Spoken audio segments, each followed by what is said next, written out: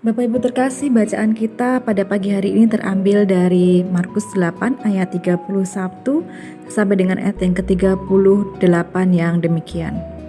Kemudian mulailah Yesus mengajar kepada mereka bahwa anak manusia harus menanggung banyak penderitaan dan ditolak oleh tua-tua, imam-imam kepala dan ahli-ahli Taurat, lalu dibunuh dan bangkit sesudah 3 hari.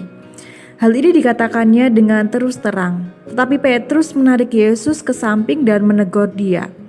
Maka berpalinglah Yesus dan sambil memandang murid-muridnya, ia memarahi Petrus, katanya, "Enyahlah iblis, sebab engkau bukan memikirkan apa yang dipikirkan Allah, melainkan apa yang dipikirkan manusia." Lalu Yesus memanggil orang banyak dan murid-muridnya dan berkata kepada mereka, "Setiap orang yang mau mengikut aku, ia harus menyangkal dirinya, memikul salibnya dan mengikut aku. Karena siapa yang mau menyelamatkan nyawanya, ia akan kehilangan nyawanya. Tetapi barang siapa kehilangan nyawanya karena aku dan karena Injil, ia akan menyelamatkannya. Apa gunanya seorang memperoleh seluruh dunia, tetapi ia kehilangan nyawanya? Karena apakah yang dapat diberikannya sebagai ganti nyawanya? Sebab barang siapa malu karena aku dan karena perkataanku di tengah-tengah angkatan yang tidak setia dan berdosa ini, anak manusia pun akan malu karena orang itu apabila ia datang kelak dalam kemuliaan Bapanya, diiringi malaikat-malaikat kudus." Demikian pemberitaan firman Tuhan. Berbahagia kita yang mendengarkan firman Tuhan dan melaksanakan dalam kehidupan sehari-hari. Haleluya, amin. Dalam perikop ini diceritakan ketika Yesus memberitahukan apa yang akan terjadi pada dirinya, Petrus berusaha menghalang-halangi Yesus. Ia menjadi sangat posesif pada Yesus. Ia ingin apa yang dikatakan oleh Yesus itu tidak menjadi kenyataan. Sebab Petrus sendiri memiliki pandangan dan bayangan akan siapa Yesus, bahwa Yesus ini adalah Mesias. Yesus ini adalah pemimpin. Yesus ini adalah penyelamat yang seharusnya tidak mengalami kekalahan. Jadi ketakutan Petrus disebabkan karena ia khawatir bahwa apa yang ia pahami selama ini akan salah. Ia takut bahwa pemahamannya akan Yesus ini salah. Makanya ia berusaha untuk mengubah pemikiran atau perkataan yang dikatakan oleh Yesus tadi. Petrus berusaha untuk menegur Yesus tadi di dalam ayat yang ke-32. Bapak Ibu terkasih dalam Tuhan Yesus Kristus, apa yang dilakukan oleh Petrus? Berusaha untuk mengubah seseorang, menegur seseorang, bahkan mengekang seseorang karena ketakutan yang kita miliki, itu juga sering kita alami. Kita pun sering seperti yang dilakukan oleh Petrus. Kita berusaha untuk mengubah orang lain. Kita berupaya untuk mengendalikan orang lain. Kita berupaya misalnya di dalam rumah mengendalikan anak kita atau pasangan kita. Pertanyaannya, mengapa kita selalu berusaha untuk mengendalikan mereka?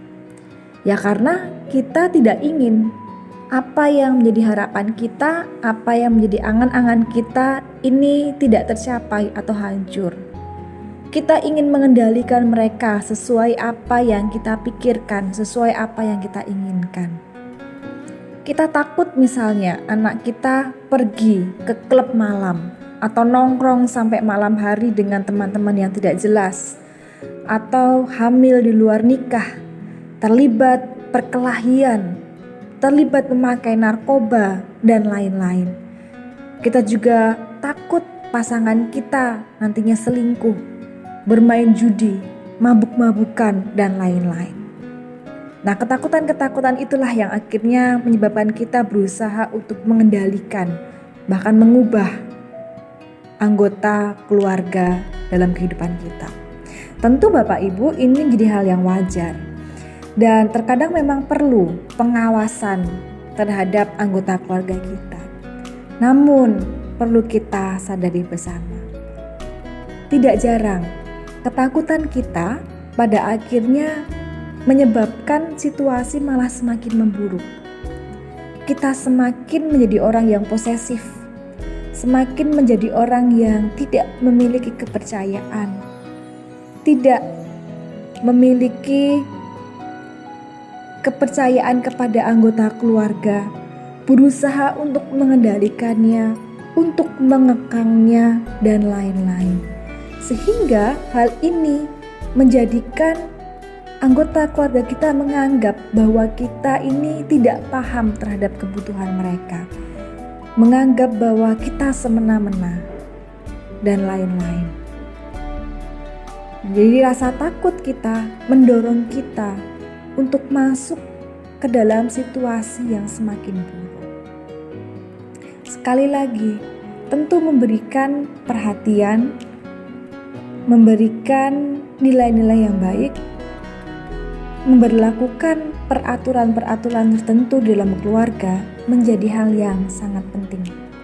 Tapi ketika kita tidak punya rasa percaya, kita tidak memberikan kebebasan untuk mereka berproses, malah disitulah ketakutan kita akan menjadi kenyataan.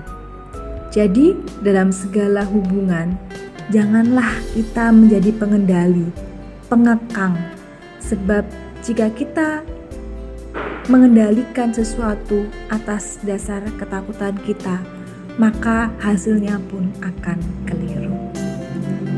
Selamat berefleksi, selamat menjalani kehidupan dan aktivitas kita. Tuhan Yesus memberkati. Amin.